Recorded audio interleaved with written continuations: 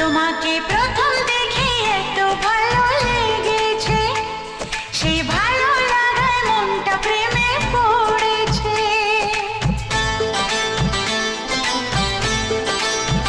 তোমাকে প্রথম দেখেই এত ভালো লেগেছে, সেই ভালো লাগায় মনটা প্রেমে পড়েছে।